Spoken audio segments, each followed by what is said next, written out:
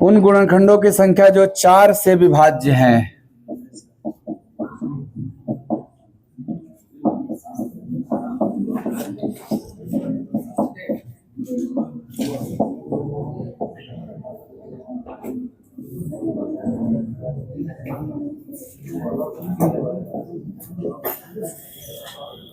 चलिए ध्यान से, कह रहे 196 के उन गुणनखंडों की संख्या कितनी है जो 4 से विभाज्य है। ये 4 से विभाज्य के जगह पर 4 का गुणज भी लिखता तो बात एक ही होता। तो ये दोनों में से कोई भी दिख सकता है, या तो लिखा रहेगा 4 का गुणज है या तो लिखा रहेगा 4 से विभाज्य है। तो करना कुछ नहीं है, इसका प्राइम फैक्टराइजेशन करना है। 196 का प्राइम फैक्टराइजेशन करेंगे तो 14 का स्क्वायर दिख रहा है आपको, नहीं दिख रहा है तो 2 से जाएगा, 2 से 9 8 98, 2 से 49 जाएगा 7 7, ऐसे हो जाएगा। तो क्या 196 का प्राइम फैक्टराइजेशन आप लिखेंगे 2 का स्क्वायर गुणे 7 का स्क्वायर, क्योंकि 2 2 बार और 7 भी 2 बार। किसका गुणज चाहिए? 4 का। जिसका गुणज चाहिए या जिससे विभाज्य चाहिए उसको साइड में कर लेते हैं। तो इसमें से 4, यही 4 है ना, इसको हम बाहर कर लें तो केवल 7 का स्क्वायर बच जाएगा। बोलो, तो ये छोड़ करके जो बच गया उसी में आपको खाली नंबर ऑफ फैक्टर गिनना है, नंबर ऑफ फैक्टर गिनना है बस इसमें। तो बताओ 7 के स्क्वायर में केवल पावर 2 है, तो गुणनखंडों की संख्या पावर को एक बढ़ा के ना तो हो जाएगा 2 + 1 यानी कि 3, यानी आंसर इज डी ऑप्शन। नहीं समझ में आया? जो गुणज चाहिए वो बाहर कर लो बस, बाकी जो बच गया उसमें गुणनखंडों की संख्या निकाल लो। तो 7 के स्क्वायर के कितने गुणनखंड? Sir only 3। कौन? 1 7 7 स्क्वायर। मैं आपको जब बता रहा था प्राइम नंबर तो बोला था किसी भी प्राइम नंबर के स्क्वायर का केवल 3 गुणनखंड होता है, एक 1, दूसरा वो खुद प्राइम नंबर और तीसरा प्राइम नंबर का स्क्वायर। तो क्या 7 एक प्राइम नंबर है? तो 7 के स्क्वायर के कितने गुणनखंड? सर केवल 3। कौन कौन? 1 7 7 स्क्वायर। 5 स्क्वायर के कितने गुणनखंड? केवल 3। कौन? 1 5 5 स्क्वायर। आ रहा है समझ में बात? तो आंसर क्या हो जाएगा? 3।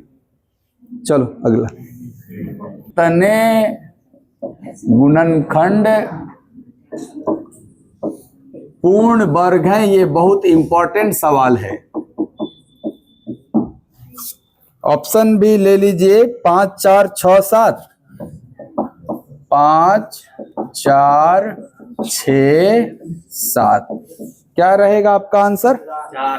4। चलिए देख लिया जाए।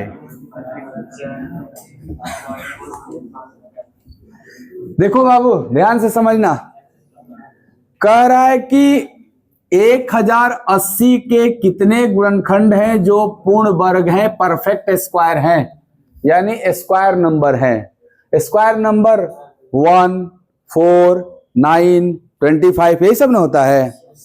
वर्ग संख्या 1 4 9 25 36 49 यही सब ना वर्ग संख्या होता है।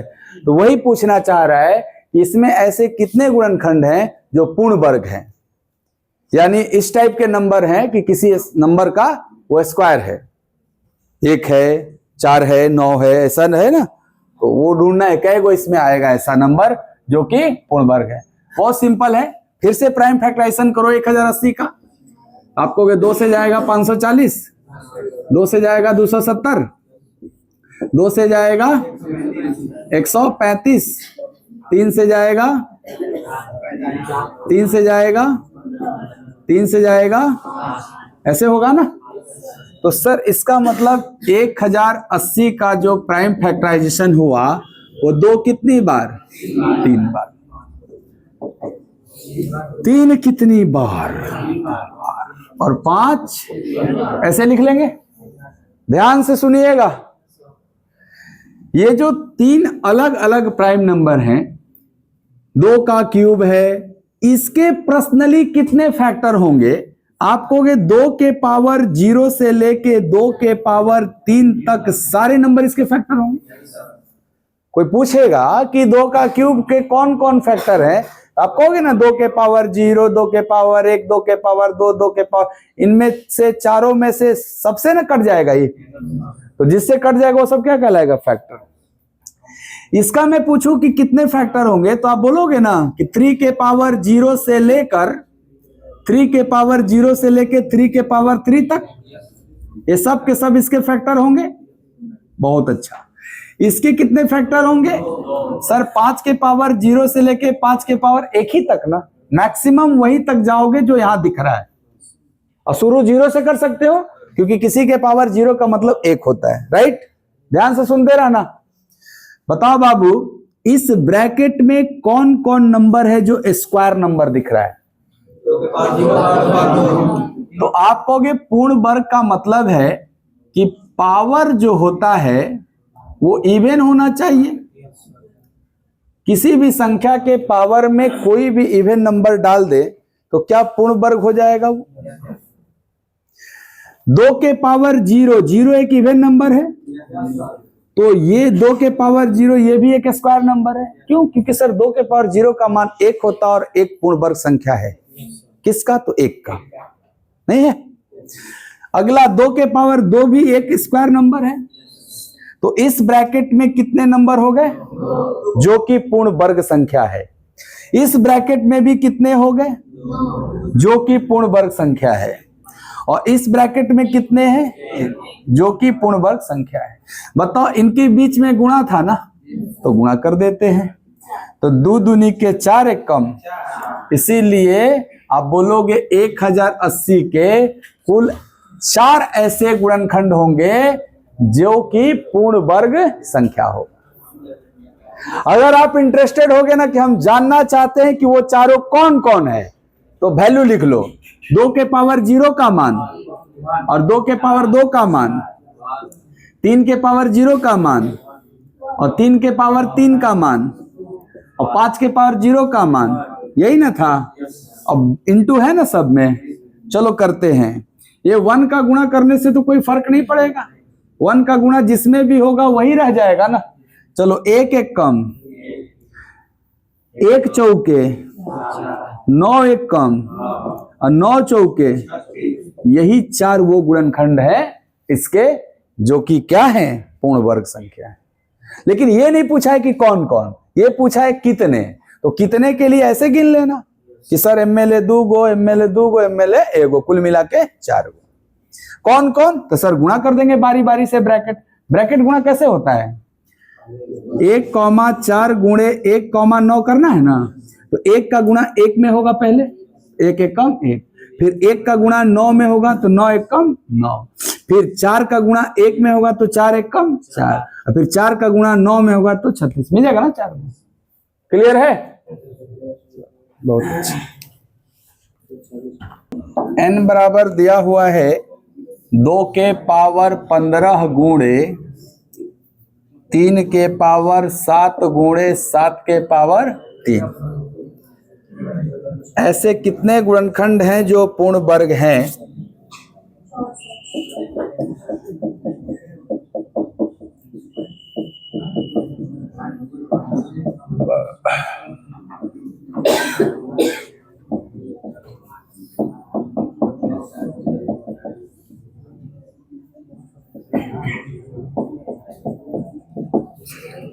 हाँ, 64, 65, 62, 60।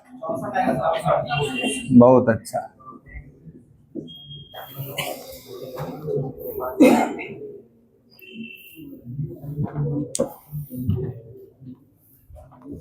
सबका आंसर है 64। क्या बात है। अभी अभी जस्ट यही स्क्वायर वाला ही किए हम लोग। तो देखिए, पिछला सवाल में तो हमको प्राइम फैक्टराइजेशन करना पड़ा था, इस बार तो एकदम सजा के दे दिया है।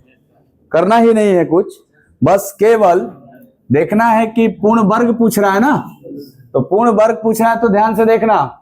ये अगर 2 के पावर 15 तक गया है तो इसमें जो पूर्ण वर्ग संख्याएं होंगी वो 2 के पावर 0, 2 के पावर 2, 2 के पावर 4, 2 के पावर 6, इवन पावर वाला 2 के पावर 8, 2 के पावर 10, 2 के पावर 12, 2 के पावर 14 तक ना।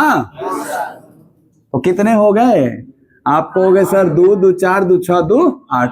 यानी ये जो एक नंबर है 2 के पावर 15, ये अपने आप में 8 गो स्क्वायर नंबर रखा है जो फैक्टर होगा। ऐसे ही 3 के पावर 7 वाला की बात कर लेते हैं, तो 3 के पावर 0 से लेके 3 के पावर 2, 3 के पावर 4, 3 के पावर 6 तक ना। ये कौन नंबर हो गया जी? 4 गो। और 7 के क्यूब की बात कर लें, इसमें परफेक्ट स्क्वायर नंबर 7 के पावर 0, 7 का स्क्वायर 2 गो ना, खाली ये 2 गो हो गया। तो बताइए कुल मिला के 8 गुणे 4 गुणे 2, 8 चौके 32 दूनी 64 गुना पूर्ण वर्ग संख्या होगा जो इसका गुणनखंड होगा। सीख गए? याद रहेगा? बोलिए।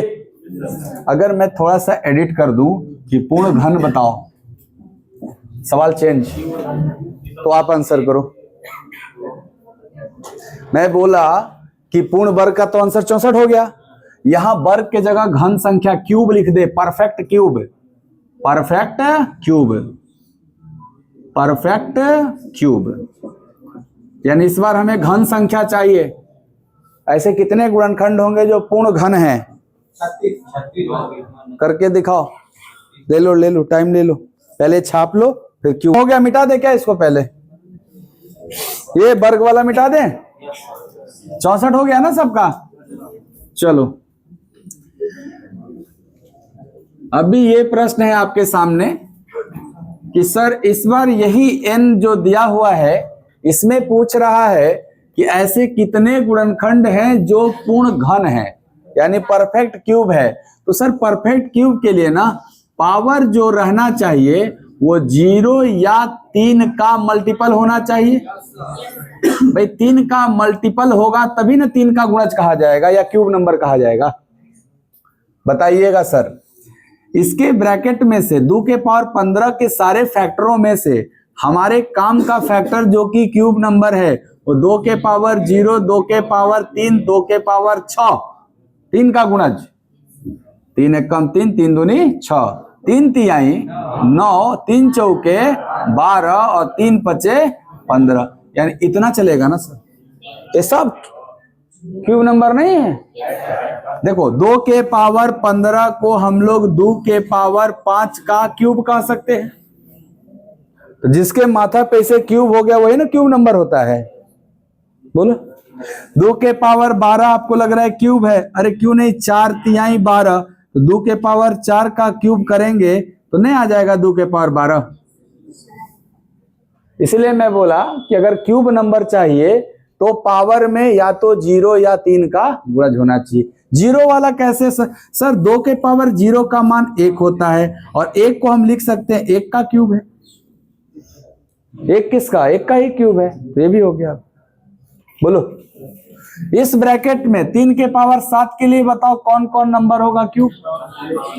3 के पावर 0, 3 के पावर 3, 3 के पावर 6, बस ना, क्योंकि अगला तो 3 के पावर 9 आता, यहां तो 7 तक ही जाना था पावर। इसमें बताओ 7 वाला में 7 के पावर 0, 7 के पावर 3 है ना, 3 तक, अगला तो जा ही नहीं पाएंगे हम। तो इस ब्रैकेट में कितने नंबर? इस ब्रैकेट में कितने नंबर? इस ब्रैकेट में 18 दूनी, इसीलिए कुल कितने परफेक्ट क्यूब होंगे? इसका जवाब है 36। सीख गए? वर्ग भी हो जाएगा, घन भी हो जाएगा। बहुत अच्छा, बहुत बढ़िया, बहुत बढ़िया। अरे समझ में, वर्ग भी घन भी अगला बढ़ जाते हैं। ये तो अपनी तरफ से था, अगला भी क्यूब ही नंबर दिया है ना, उसको देख। कर लो कर लो, अगला तो सभी कर लो अपने से। तो कहां से शुरू होगा? 3, फिर सीधे 6, फिर सीधे 9। एपी सीरीज बना लेना, नहीं बन जाएगा? मान लो 15 तक में 3, 6, 9, 12, 15 को गो टर्म बन गया? 5 गो। एगो 0 रहता है 6 गो। नहीं कोई भी ले लो। जैसे मान लो हमको जानना है कि सर 3 के पावर 97 में कौ गो घन वाला आएगा फैक्टर, तो ऐसे तो हम नहीं लिखेंगे। तो ऐसे तो सोचेंगे ना कि सर शुरुआत क्यूब, किसकी बात हो रही है? क्यूब की ना, क्यूब की बात हो रही है। स्क्वायर तो सीधे आधा हो जाएगा। 97 है मतलब 98 गो टर्म होगा, और 98 गो टर्म होगा तो उसका आधा 49 गो इवन नंबर रहा होगा। क्यूब बता रहा हूं, क्यूब का नियम है ना 0 या फिर 3 का मल्टीपल। तो आप कहोगे 0 यानी 2 के पावर 0 तो 1 हो गया, उसको छोड़ो। अब सीधे 3 का मल्टीपल देखो, 3 से ये क बार में जा रहा है? 32 या 96 यानी 32 गो आएगा 2 के पावर 0। इसमें 33 गो ऐसा फैक्टर होगा जो क्यूब फैक्टर होगा। ऐसे गिन लेना है, एपी सीरीज बना के गिन लेना है अपना। ऐसे लिखना संभव नहीं है जब पावर बड़ा हो जाएगा तो, है ना। ये छोटा छोटा था तो आपको समझाने के लिए लिख दिया। नहीं गिन भी तो सकते थे सर जी, 3 पचे 15 तो 5 गो आएगो 2 के पावर 0 तो 6 गो है ना, 6 गो। समझ गया? चलो आगे बढ़ते हैं। ये बोल रहा था मैं,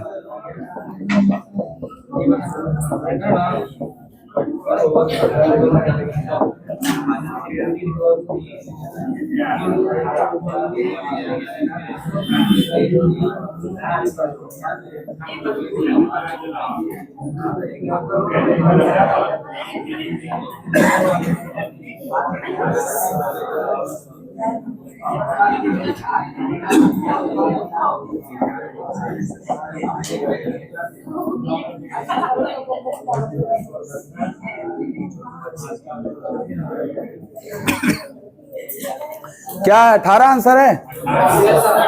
इस प्रश्न का आंसर करिए। 18 है? चलिए बहुत अच्छा। जब आप सब आंसर करने सीख गए तो अब ये भी सीख लीजिए कि कैसे करना है आंसर। ध्यान से सुनिए। सर हमको चाहिए पूर्ण घन, और हर इंडिविजुअल 3 नंबर है ना आपके बेस में 3, हर इंडिविजुअल नंबर में हम देखेंगे कितने परफेक्ट क्यूब नंबर आएंगे। आप कहोगे 3 दूनी के 6 यानी इसमें 3 गो आएगा। एगो 2 के पावर 0, एगो 2 के पावर 3, एगो 2 के पावर 6, 3 गो आएगा क्यूब नंबर। कैसे इतना जल्दी? सर यहां जो भी पावर होगा वो 3 से भाग दे के देखना क बार में जा रहा है। तो 6 3 से क बार में जाएगा? एगो 0 वाला अपने से बढ़ा के लिखना है। जो बेरी में जाएगा एगो बढ़ा के लिखना है।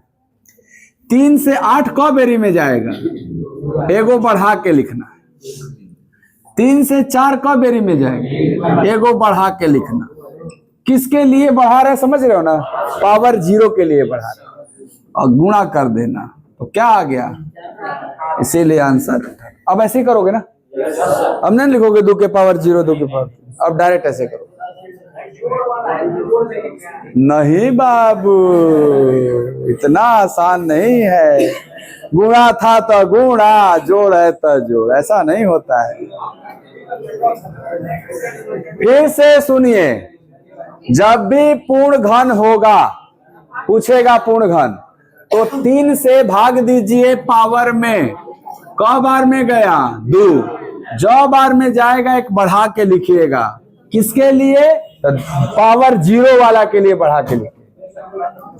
ये 2 बार में जाएगा एक बढ़ाएंगे 3, 3 से 1 बार में जाएगा बढ़ाएंगे 2, एक गुणा कर देंगे। ये 3 कौन है? सर ये है 2 के पावर 0, 2 के पावर 3 एंड 2 के पावर 6, यही ना 3 गो है। ये 3 कौन है? सर 3 के पावर 0, 3 के पावर 3, 3 के पावर 6। ये 2 ठो कौन है? 5 के पावर 0 और 5 के पावर 3। तो ये लिखना अब नहीं है, अब डायरेक्ट ये लिखिए और सीधे गुणा करके आंसर। क्लियर? प्रैक्टिस सीट में किसी को कोई डाउट पूछना है? कोई नंबर है n, कोई नंबर n है, वो n के जगह कुछ दिया रहेगा नंबर, उसका प्राइम फैक्टराइजेशन किया तो मान लो 2 के पावर a गुणे 3 के पावर b गुणे 5 के पावर c आ गया। सर हो सकता है कि किसी में 5 न आए, 5 की जगह पे 7 आ जाए, तो उसे घबराना नहीं है, ठीक है। या ये तीनों के साथ साथ 7 भी आ जाए तो आगे उसको भी बढ़ा लेना है इसमें।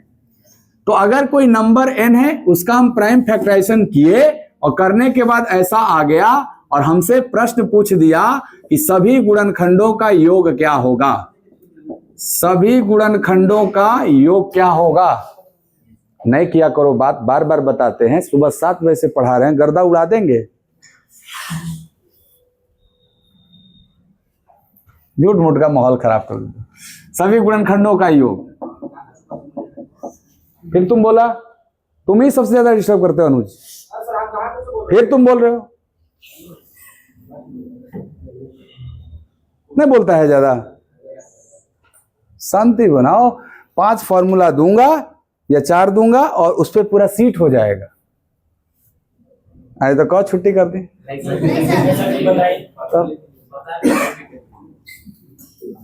इंतजार में रहता है, घूमा ना तू खाली, हम शुरू हो जाए। नहीं करो ऐसे, और आप अच्छे से नहीं चीज देखोगे ना, आप देख लेना, इतने लोग हो ना, मंडे को देखा जाएगा कितने लोग करके आए हैं सवाल को, रख भी नहीं पाएंगे फॉर्मूला में, ऐसे कई लोग हैं। इतना डराया हुआ है कैसे काय को कर। लेकिन अगर आप शांति बनाइए तो हम ऐसा बात बताएंगे कि उसको भी मदद मिलेगा कि हाँ वो भी कर ले, जिसको कम समझ में आता है गणित। अल्लाह करता रहता है। सभी गुणनखंडों का योग, चलो कितना ही खत्म दुखाई रहा। सभी गुणनखंडों का योग, देखो कुछ नहीं करना है, सिंपल। ये मैंडेटरी नहीं है कि 2 ही आएगा, हो सकता है ऐसा नंबर हो जिसका प्राइम फैक्टराइजेशन किया 2 आए नहीं किया, वो सीधे 3 आया, 5 आया, 7 आया, नहीं आया 3, 5 आया, 11 आ गया, 13 आ गया, कुछ भी आ सकता है ना यहाँ पे। अगर ये आया तो जो है वही यहां लिखना, जैसे 2 के पावर a है ना, इसको लिखना 2 के पावर a प्लस 1 बढ़ा लेना। अगर मान लो यहाँ 2 के जगह सीधे 3 आया होता तो 3 के पावर a प्लस 1। मान लो 3 भी नहीं आया होता, 5 से शुरू हुआ होता, 5 के पावर a होता तो 5 के पावर a प्लस 1 से शुरू करते। समझ आ रहा है बात? -1 इंटू अगला भी 3 के पावर b प्लस 1 -1, अगला भी 5 के पावर c प्लस 1 -1। यानी पावर भी 1 बढ़ रहा है और पूरी संख्या में 1 घट रहा है ना। ये बगल में -1 का मतलब क्या हुआ कि सर इसका जो वैल्यू आएगा उसमें से 1 घटाना है। जैसे मान लो c 2 है, यहां c के जगह 2 आ गया तो तुम कहोगे ना 5 के पावर 2 प्लस 1 यानी 3 हो जाएगा। तो 5 का क्यूब 125 में से नहीं घटेगा, तो इसकी वैल्यू 124 लेना पड़ेगा आपको। अरे समझ बात, बटा में ये जोन आपको नंबर दिख रहा है, का नंबर दिख रहा है 2 3 5, तो 2 वाला को 1 कम करके 1, 3 वाला को 1 कम करके 2 और 5 वाला को 1 कम करके 4। अगर मान लो इसमें आगे आ गया होता 7 के पावर d आएगा तो उसको भी उसमें अटैच करेंगे, और नहीं आएगा तो नहीं अटैच। हो सकता है कभी कभी यही दोनों खाली आ जाए, तो क्या ये 5 वाला लिखना जरूरी है? केवल यही दोनों लिख करके हम आंसर कर लेंगे। बात समझ में आ रहा है पूरा? वो नंबर पे ना डिपेंड करेगा कि उसमें 2 3 आएगा कि 2 3 5 आएगा कि क्या आएगा, जो आएगा वही लिखना। लिखने का पैटर्न समझ में आया कैसे लिखना है? पावर को 1 1 बढ़ाना, उस टोटल वैल्यू में से कम करना और नीचे वही लिखना जो बेस को 1 घटा के आएगा। तो अगर यहां 7 के पावर d होता तो सर 7 के पावर d प्लस 1 में भी 1 घटा के और नीचे 1 कम करके 6 लिखते। क्लियर? मान लो 2 3 नहीं रहता, 5 7 रहता, खाली है तो नहीं ना फॉर्मूला लिखते, 5 7 वाला ना लिखते। समझ में आ रहा है बात? दूसरा प्रश्न पूछा जाएगा कि सभी विषम गुणनखंडों का योग, विषम गुणनखंडों का योग। तो इसके लिए केवल विषम वाला ही लेना है आपको। कौन लेना है? केवल विषम वाला। बताओ इस पूरे प्राइम फैक्टराइजेशन में इस नंबर को छोड़ के बाकी सब विषम ही ना मिलेंगे, तो 2 वाला को एकदम छोड़ देना, बाकी सब लिख देना। जैसे ये 2 छोड़ दिया तो 3 से शुरू किया, 3 के पावर b + 1 - 1, 5 के पावर c + 1 - 1, 7 के पावर d + 1 - 1, 11 के पावर e + -1। अगर 11 होता तो 11 के पावर e + 1 - 1 करते, और नीचे सबको एक घटा के लिखेंगे, तो 3 को एक कम करेंगे तो 2, 5 को एक कम करेंगे 4, 7 को एक कम करेंगे 6, ऐसा आ जाएगा। ये थोड़ा सा अलर्ट रहना कि अगर सभी सम गुणनखंडों का योग बोले, गुणनखंडों का योग बोले, तो ध्यान से सुनना, अगर सम बोला है तो सम वाला तो लेना है ना, सम वाला लेना है, तो सम वाला 2 है, 2 के पावर क्या है a, देखो ध्यान से 2 के पावर a + 1 करेंगे, बट यहां जो -1 किए थे अब -2 होगा। इसका रीजन सुनो, एक तो ओरिजिनल फॉर्मूले में ही घटता है, एक वो एक्स्ट्रा और घटा होगा तबे ना -2 आ रहा है। वो एक जो एक्स्ट्रा घटा है वो 2 के पावर 0 के लिए घटा है, क्योंकि 2 के पावर 0 ऑड नंबर होता है। इसका फैक्टर 2 के पावर 0 से ना शुरू होता था, तो उसको भी हमको घटाना पड़ेगा, इसीलिए हम माइनस क्या करना पड़ेगा 2। बस यही एक परिवर्तन इस फॉर्मूले में, बाकी हूबहू छाप दो ऐसे ही। 3 के पावर b + 1 - 1, 5 के पावर c + 1 - 1, 7 के पावर d + 1 - 1, और नीचे सब बेस को एक कम करना है, तो 2 को एक कम करेंगे 1, 2, 4, 6, ऐसे ही ना। ये नहीं कि जो है वो के घटा दिया एक और, तो 0 हो जाएगा पूरा, तो अनडिफाइंड ना हो जाएगा नंबर, खाली बेस को एक कम किया जाता है नीचे। यहां याद रहेगा, दो याद रहेगा। अब हूबहू ये है, खाली यहां 1 के जगह क्या हो गया, समझ गए। चौथा प्रश्न पूछा जाएगा, सभी गुणनखंडों का गुणनफल, सभी गुणनखंडों का गुणनफल, बहुत बढ़िया, गुणनफल। तो कुछ नहीं करना, यहां नंबर है ना आपका n, इस संख्या को ही n लिखे हैं, तो यहां जो संख्या है n, वो इसके पावर में कुल गुणनखंड का आधा, कुल गुणनखंड का आधा। कुल गुणनखंड कैसे निकलता है, कुल गुणनखंड निकालने आता है ना सर, पावरों को एक एक बढ़ा के गुणा किया जाता था, तो वैसे हम टोटल गुणनखंड निकाल लेंगे और उसका आधा कर देंगे, वही पावर में रख देंगे, तो क्या आ जाएगा, सभी गुणनखंडों का। जी जी जी, अगर कुल गुणनखंडों की संख्या 36 आ गई तो उसका आधा लिखना, यानी 18, तो हो जाएगा 4 को। एवरेज भी निकालना है, तो सभी गुणनखंडों का औसत अगर निकालना है, तो एक बात बताइए आप हमको, औसत बराबर क्या होता है। सर औसत बराबर सामान्यतः बचपने में पढ़े हैं, योग बटा में संख्या, होता है कि नहीं। तो एक बात बताओ मुझे कि योग निकालने सीख चुके हो इस फॉर्मूले से। ये पहला फॉर्मूला योग को बताता है, और चैप्टर का नमूने है गुणनखंडों की संख्या। तो गुणनखंडों की संख्या पावरों को एक एक बढ़ा के निकालते थे ना, गुणा करके। तो सर हमको योग भी निकालने आता है, संख्या भी निकालने आता है, अगर डिवाइड कर देंगे तो क्या निकल जाएगा, औसत भी हो जाएगा। संख्या कैसे निकलता था बाबू, सर संख्या निकलता था पावर को एक बढ़ा बढ़ा के गुणा करना होता था ना। सर योग कैसे निकलता है, तो अभी लिखा हुआ है फॉर्मूला, है ना। तो योग पहले ऐसे निकाल लेना और संख्या निकाल लेना और भाग दे देना, क्या आ जाएगा, औसत हो जाएगा। मंडे को करके आइएगा पूरा सीट एकदम।